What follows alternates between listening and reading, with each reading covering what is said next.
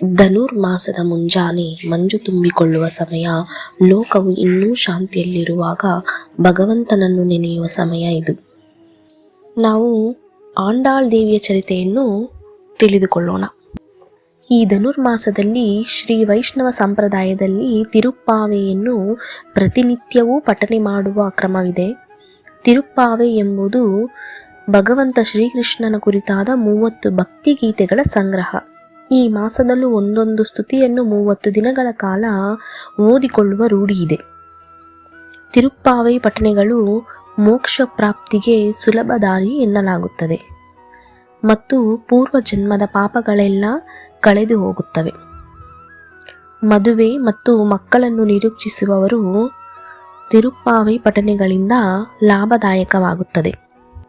ತಿರುಮಲ ತಿರುಪತಿಯಲ್ಲಿ ವೆಂಕಟೇಶ ಸುಪ್ರಭಾತದ ಬದಲಾಗಿ ಈ 30 ದಿನಗಳು ತಿರುಪ್ಪಾವೆ ಸ್ತುತಿಗಳನ್ನು ಪಠಿಸುತ್ತಾರೆ. ಈ ತಿರುಪ್ಪಾವೆಯನ್ನು ರಚನೆ ಮಾಡಿ ಭೂದೇವಿ ಅವತಾರವಾದ ಆಂಡಾಳ್ ಅಥವಾ ಗೋದಾದೇವಿ ಶ್ರೀ ಕೃಷ್ಣ ಪರಮಾತ್ಮನಿಗಾಗಿ ತಮ್ಮ ಸರ್ವಸ್ವವನ್ನು ಅರ್ಪಿಸಿರುವ ರಾಧೆ ಮೀರಾಬಾಯಿ ಬಗ್ಗೆ ಮಾತ್ರ ತಿಳಿದಿರುತ್ತದೆ.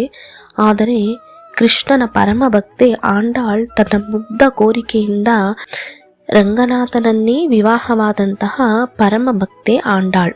ವಂದನೆಗಳು. ಮುಂದಿನ ಭಾಗದಲ್ಲಿ ತಿಳಿಯೋಣ. ಓಂ ನಮೋ ನಾರಾಯಣಾಯ.